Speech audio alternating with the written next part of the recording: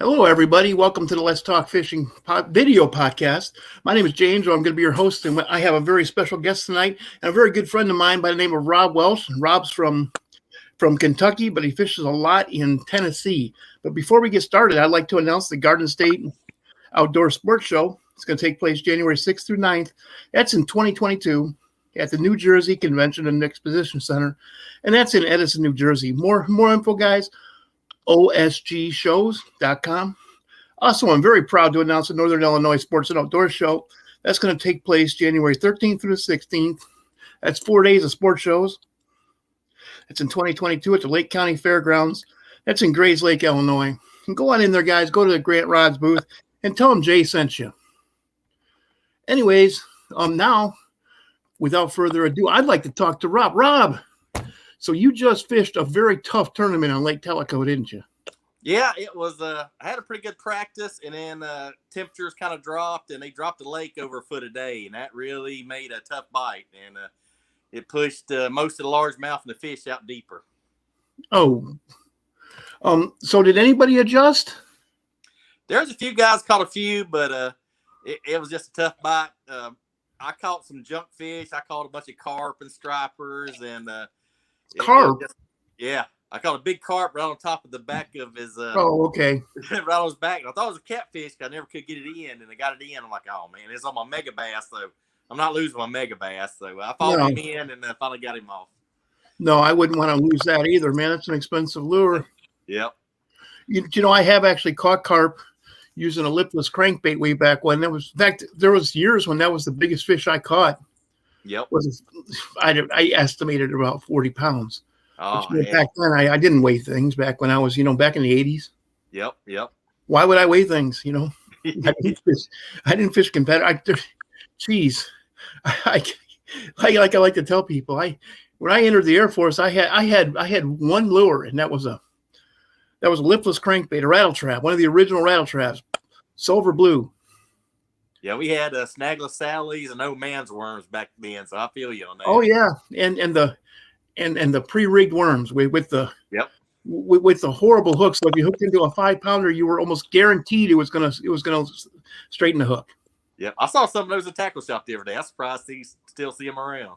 Do they still have the same Aberdeen hooks in them? Yeah, pretty much. Icon or Icon or something. Yeah, I saw them every day. Good Lord. It looked the same. Good Lord. I lost a lot of big fish on those. Back then, there weren't as many people fishing, so you had a better chance at catching a 5-pounder. Oh, yeah. Yeah, definitely. I mean, things have really changed. I mean, it's amazing all the kayak anglers out there now. And, of course, the high school programs, the college programs just exploding left and right. So it's amazing. Yeah, and high school tournament might have 300 boats out there. Yep. So, yeah, there's just a lot more competition now. Tellico Lake. Yep. So, it's a pretty neat deal. I said, I know the Major League Fishing was there kind of the week before, but they fished Douglas for 2 days and then I think Loudon for 2 days. But if you go down there, if anybody has a chance, Tellico is more your clear water, smallmouth. It's gin clear. And then right there by the dam, you got a canal connects them both. You don't have to lock through enough. It's just one canal connects them. And then when you go to Loudon, it's more stained water, more power fishing and largemouth. So it's a lot more cranking, spinner baits, stuff like that. So you can get 2 different lakes kind of in the same area. So it's pretty neat. So on the largemouth lake, do you ever wacky rig that? Yeah, you got a spring. Yep, wacky rig's real good. Buzzbait sometimes really good. They have a shad spawn and they'll spawn against the rocks and they'll splatter around like a buzzbait. So sometimes they'll do that and you throw a buzzbait up there, you'll about get your arm broke. Man, that sounds like a lot of fun. Yep. So what was the problem? Why did folks have such a hard time catching fish? Well, I think, like I said, when practice, I practiced Tuesday, Wednesday, Thursday, and the shallow bite was on, so cranking was working, a little bit of spinner baiting. So I know a lot of people was catching that, and then the weather got colder. They started dropping the lake. When they stopped dropping the lake, the fish drop back. So they'll drop back to the first point or first rock. So really they pulled the largemouth and smallmouth spots all back kind of deep. So I think people didn't quite adjust to that as much, but it was tough bite before they dropped the lake, and then it just got tougher. So Wow. Well, that just ain't no damn good. No, well, I know there's some people calling TVA. TVA does the lake levels, but I know talking to locals, they're dropping Cherokee to upper lakes upriver, and they'll try to flow the water down. So they're trying to get the water down, which I understand. But they had one of the floodgates at the dam open and one about halfway, so they was pouring the water out like crazy. The guys who make those decisions, they don't make those decisions based on fishing. No, they dropped it down one time. They had the bass pond going on. They dropped it like that, and one of the bass club guys down there in Knoxville got mad and called them, and they said, "Well, we're in the power business, not the fish business." So yeah, and I think they exchanged a few words on that. So a lot of it has to do with flood control too. Yeah. I mean, I understand a little bit. Power, power generation. Yeah, yep. They got to turn on turbines, which is going to change the water. But when they drop in it, and it has to do with summer pools and winter pools and flood control. If they're expecting 6 inches of rain, they're going to throw the water downstream to increase storage. There's all kinds of things that go on with that. Yeah, but one thing good about when they drop it down that low in the winter, you can kind of idle around there and see stuff you was fishing, and you'll say, "Well, I caught fish there," and you'll say, "Oh, well, there's a cut or there's a big boulder there." So some guys will go out there in the dead of winter and just kind of scan stuff, take pictures, say, "Hey, I caught some fish there, and I don't know why." So it's kind of neat. I mean, you see it on your sonar, but seeing it in your eyes when the water's down like that, it really, brings it home. And you say, "Okay, that makes kind of sense." So a lot of guys do that. Rob, I think we're going to pause right now for a commercial. Okay, all right. See if I can get this to work. Bob Music over here for Grant Rods. Musky fishing's a tough deal, and the job's not done until she's in the bag. Well, how do you do that? It's pretty simple. You need big dog rods from Grant Rods. For your next rod, call them at 847-577-0848. Building custom rods since 1983.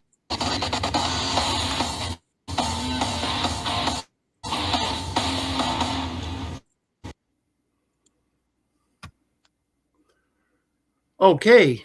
All right. Now that we're done with that, Shift +2. All right. There we are. We're back. We're back, guys. So we were talking about Tellico Lake and why it was such a tough bait and why it was such a tough bite. Now, what did you do to adjust to a tough bite? I tried to drop a little bit deeper, so I tried drop shot and just drop about. Instead on the bank, I was trying to go about 6, 8, 10 foot, kind of do a deeper, fish a little deeper, do it like a mega bass jerk bait +1, a little deeper, and so I got a few, but it was kind of short. So, but it happens. It happens. I was talking to one guy. He said that a smallmouth bass has to be 18 inches where you can keep it. Yep. Down there it does. Yep. And he says every time he hooked into one, he's like, "Man, okay, I got it this time. I got it. No, I don't got it this time. It's 17 and a half." Yep. I mean, an 18-inch smallmouth, that's a special fish. Oh, yeah, that's a beast down there. And it's funny, day 2 on the Saturday, I drove a young guy, and he kind of went through all his waypoints. He says, "Man, I don't know where else to go. You got any places?" I said, "Yeah, I know where one creek was, and there's always shad back there." So about 30 minutes for weigh-in. Went back there, and there's shad just jumping everywhere. There's something chasing shad up in the shallows. I'm like, that could be interesting. So we went and fished it, and I got this little bitty balsa bait, little weed bait. They make guy in Cincinnati makes them, and I mean it's about 1 inch, and I'm throwing it on a spinning rod. It's like a tater chip. And sure. I finally hook into one, and it's a striper. I mean it's a good sized striper. I mean, but so we had like 5 minutes left, and I was like, well, we tried. That sounds like a striper bait, Oh yeah, it is. But I mean, I've caught skipjack, shad. I mean, anything around that little bait catches them. It mimics that small shad size. So I said the shad was back there. I just couldn't get any bass to bite. So it's still a good day, fun day. Oh yeah, and you haven't been out in a while, so you must have enjoyed the heck out of that. Yeah. I mean, that's been about a month. So I've been on. I don't know if most folks I'll take a minute to thank everybody. Kept me in their thoughts and prayers, especially you, Jay. I know you had me in your thoughts and prayers, but I had COVID, double pneumonia about the end of September, October, and I was in the hospital for about a week and a half. But I know, I'm just man. about 100% now. But it felt good to be back on the lake again. I was blessed. I told you, stop trying to mimic me. I heard that. Yeah, and that wasn't no fun. I wouldn't No. tell anybody. That's no fun, man. COVID is no fun. No, that pneumonia is bad, no man. fun. No. It put me flat on my back. I mean, it was awful. When you can't breathe, nothing else matters. Yeah. And then I had 103 fever, couldn't breathe. I got in the ER. I was miserable. When you can't breathe, literally nothing else matters. That's like the lowest form of that's the first of your needs. Yeah, they have a needs pyramid. The first one is breathing. Yeah, that gets you anxiety, I guarantee you. Then it's water. Then it's eating. I mean, that's pretty primal there, Rob. Oh yeah, definitely. It'll put fear and anxiety in you for sure. And draw you closer to God. Yeah. Yeah, definitely. But it changed your perspective. I got in the hospital. I look at every day different now. I mean, I see the sunrise. I'm like, man, I got blessed with it every day. And even my regular doctor, see my X-rays with all my congestion, said I can't believe you went on a ventilator. So I was blessed, and I could say for sure prayer works because it got me through there. Yeah. So what are your plans for next year, Rob? I'm going to do the Toyota Series Central Division, which is Guntersville, Del Hollow, and Chickamauga, which that's my 3 favorite. There you go. Places. But I said, man, I can't pass that up. And one of my friends in Alabama, he's looking for a co-link. I said, man, let's do this. Let's go. So, I'm going for Toyota next year, fishing as a co. Why don't you explain to our listeners who don't know what a co-link is? That's when you enter a tournament on Major League Fishing, like the BFLs or the Toyota. You have a boater, and you say, hey, I'm going to enter the event with you, and that guarantees him in the event and you in the event. So it kind of locks you in. If you don't have one, you got a chance of, if you got more boaters than co's, you could get left out. So okay, so somebody, it's like a guaranteed entry, I guess you'd say. There you go. Yep. And it's a lot less stress when you come up to the event or show up to the event. You don't have to worry about getting left out, or if you're a boater, if you got more co's and boater, or if you got more co's and boaters, they get left out. But if you got more boaters and co's, you could do what they call a boater on boater draw, which 2 boaters gets paired together, and you have to split the time, but you still got to figure out whose boat you're taking. And so they don't like that, and I don't blame them. Yeah, so a lot of times they got that. Sometimes they'll say, I'm good. I'm not going to fish. So, wow. But that co-link will guarantee you in there. So if you go down as a co-angler and you don't, and they tell you that we don't have a spot for you, do you get your money refunded? Yeah, they will. Okay. Or you can, I know if you, like on BFLs, you have to pay for 5. And if you fish 2 or 3, you still can make the wild card. So if you pay for all 5 events, only fish 2 or 3, you still can make it in as a wild card. That's what the tournament last weekend at Lake Tellico is. It's kind of a second chance to qualify for the All-American. So how did you get into the wild card? I had one division. I fished 4 out of the 5, and I paid for all 5. And the one I had a schedule conflict was Bassmaster Classic, and I always go every year. So I paid for the tournament, but I went to the Bassmaster Classic. So, and I've actually fished 2 divisions, volunteer and mountain. So I knew one of them I was either going to make the regional or make the wild card. So I made the wild cards. So, okay. So it worked out pretty good. So I had a backup plan. So why don't we talk about what's going on with Crusher Lures? Crushers, man, they do a lot of jigs and spinner baits. One of my favorites, I always seem to catch them on. They got a little finesse jig here, and okay. I like it's got a little recessed wire tie. I don't know if you can see it real good there. Let's see. I know white paper helps a little bit, but it does. Yep. So I don't know if you can see it right there. I know it's kind of opposite, but you see it's got a recessed wire tie there. I really like good weed guard. Sure. Got all kind of colors, but that little jig works really well. That's one of my favorites, especially up here. But I said I like kind of a brown, a green pumpkin, but they have some neat little colors. But I like that little round ball head and that recessed line tie right there. So that's one of my favorites. Yep. And I got some good spinner baits. It's in my bag somewhere. I still got all my stuff from Loud and Tellico kind of bagged up here and there. So sure. You got anything from Vector hooks you can show us? Oh yeah, definitely. Well, I was just starting out. I guess one of my favorites is the offset worm hook. I like a 2/0, 3/0. Works pretty good there. I like that on worms. The Carolina rigs, floating worms, so that's all kind of good all around. If I got a Cinco or some other bigger stuff, I'll go with the offset. I'll forget one of my offsets here. I like a 3/0 offset. That's kind of my all-time favorite. Okay. And you use that for a Senko? Yeah, Senko or like the Zoom. So how are you hooking that Senko when you're using a 3/0 offset? On Senko, I'll actually use it weightless, like on a spinning rod, or I'll actually put a weight in front of it and put it on a casting rod. Because I know one of my favorite products from Vector is their wacky rig hook, the 1/0. Oh yeah, got that right here. But yep. Hold that up. Yep. But okay, that's number one. I like the number one. 1/0's good, but I like the 1/0. Basically, I'm using like a trick worm. Actually, I use the size 1, but yep. That's just and that's a vast improvement from what I used to. Because up north, I was just pulling fish off of rocks. On rocky shorelines. Down here, when I have to pull them through so much more stuff. Oh yeah.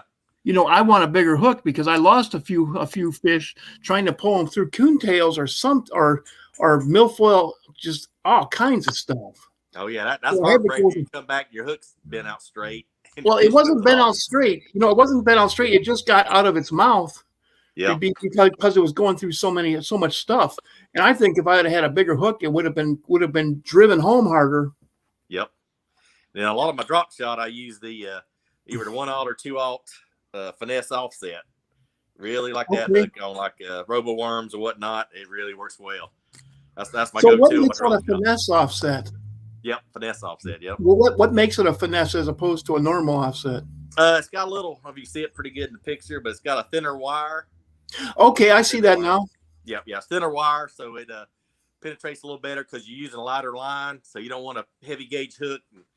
With the lighter line, you want a thinner wire. It just penetrates better.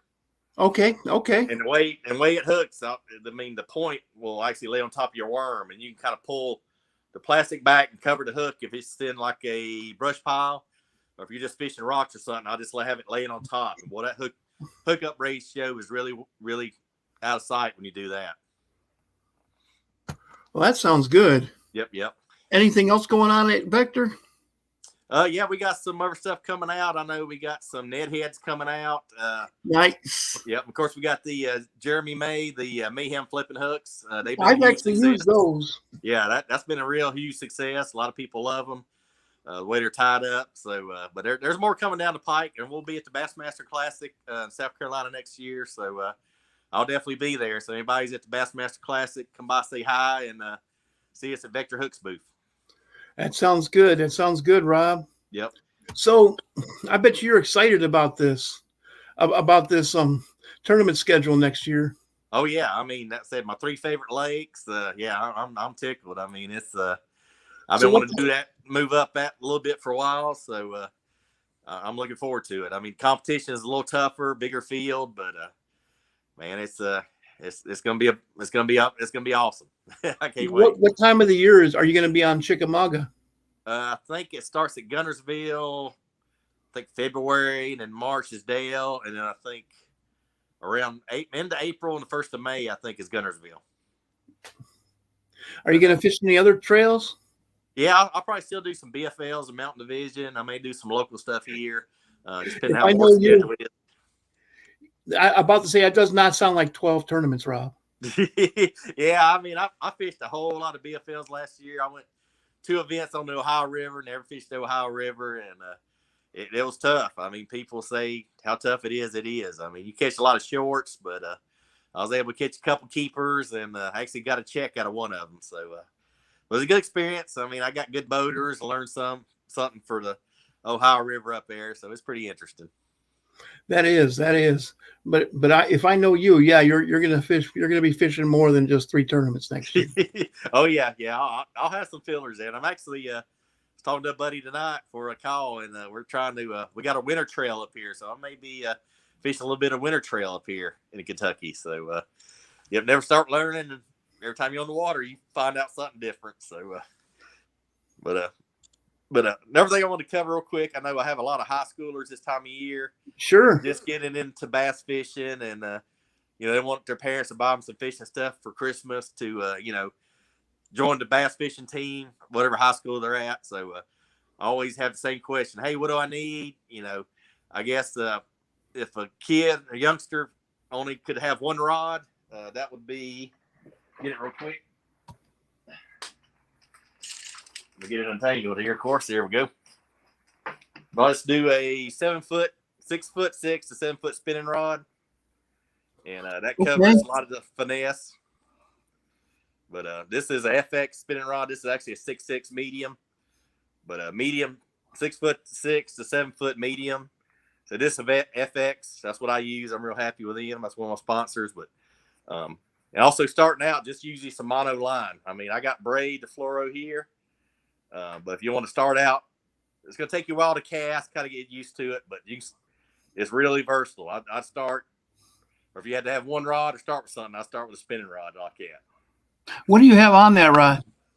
I got a little tube. I actually got a stupid tube. I started fishing this a year or two ago. And it's like the I get it up. Yeah, it's got the head, the head's inside of it, and it's weedless. It's like a little Texas rig, it looks like, but a little stupid tube. That's from Indiana way. Yeah. Yeah. Okay, and is that Texas rigged? Yeah, but it's got the head. I said the stupid tube. You put the head inside, and the hook kind of does like a Texas rig, and it lays flat on the top of the tube. So you actually have a jig head on there, and it's an offset worm hook jig head type thing. Yep.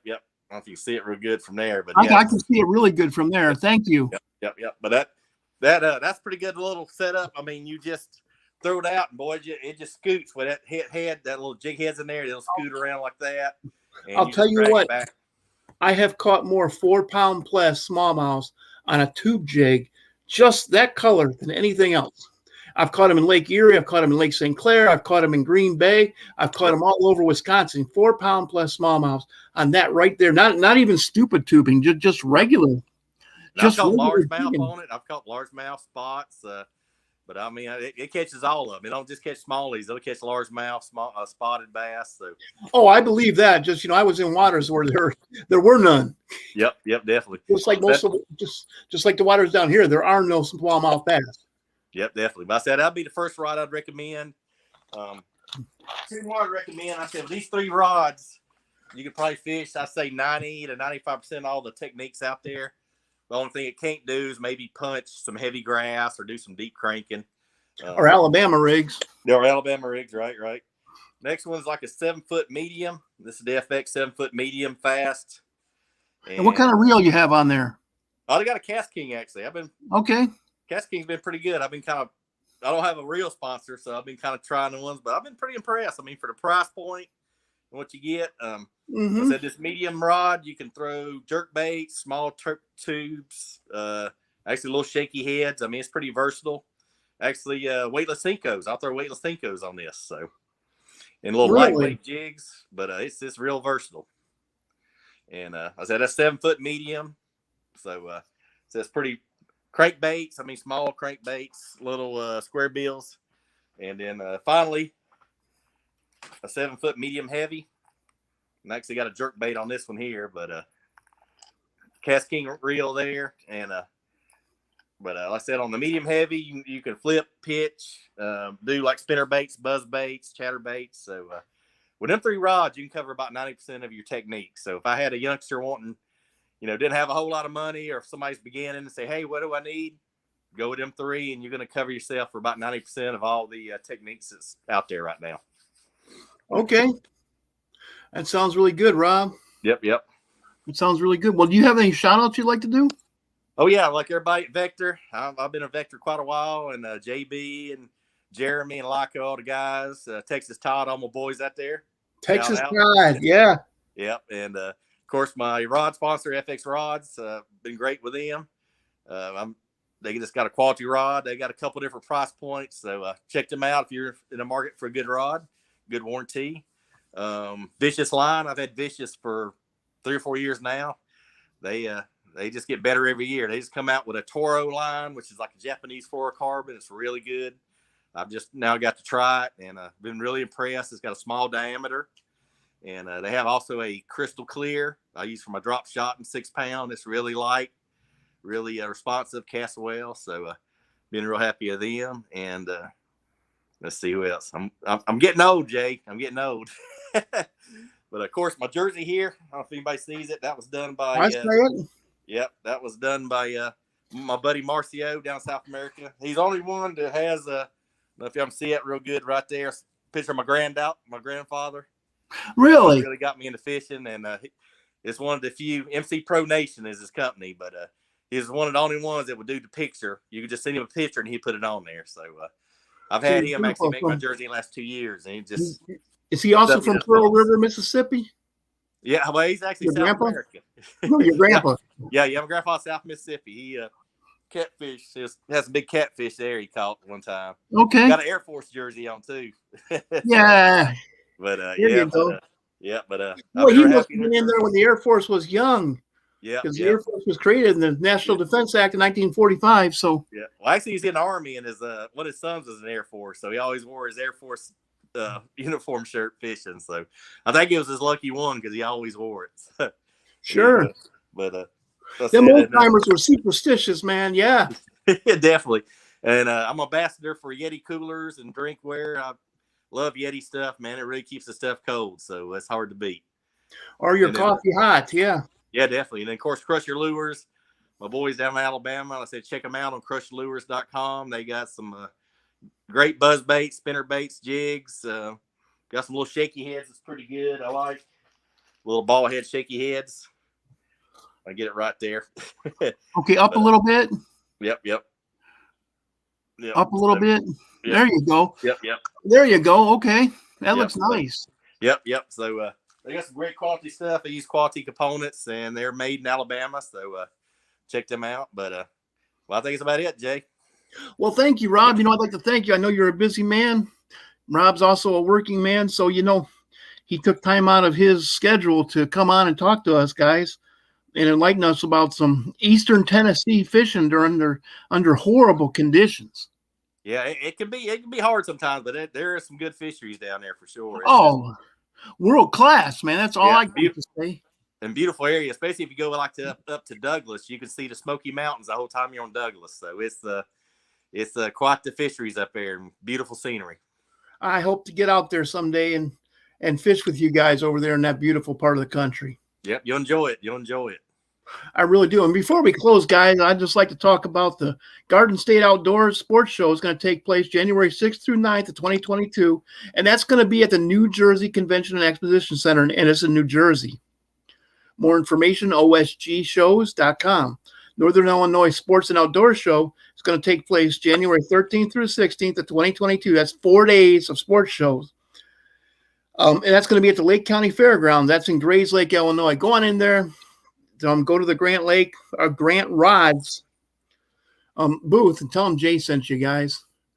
Anyways, thank you guys for listening to the Let's Talk Fishing podcast. And Rob, I'd like to thank you for coming on again. I know I called you about an hour before this. You're always there for me. Oh yeah, man. I always enjoy it, man. We always have a good time. One quick, I about forgot Cajun Lures, my boy. Cajun Lures, man. Yeah, I don't know how I forgot that, man. I'm getting old, and I just had a birthday the other day, so I think I. What are you, 53 now? Yeah, 53. Yep. Man, I told you, stop copying me. It's no fun being 53. I'm still glad to have hair up here. So yeah, well, I'm lucky and blessed. I got hair too. Yeah, there you go. But thank you, Rob. You're always there for me. Thank you. You've been a big part of the Let's Talk Fishing podcast from the very beginning. Yeah, man. I love that. Even though I'm not on, I catch all your podcasts. I listen to Gary Hiraguchi a lot of times or play his, man. That guy's just a wealth of information on co-angling. So you guys check him out if you're into co-angling. I mean, that guy just fishes everywhere. He casts his checks everywhere. He is unbelievable. I gotta have him on again. Yeah, definitely. Well, all right. Well, that's it for this edition of the Let's Talk Fishing podcast. Thank you again, Rob, and thank you everybody for listening.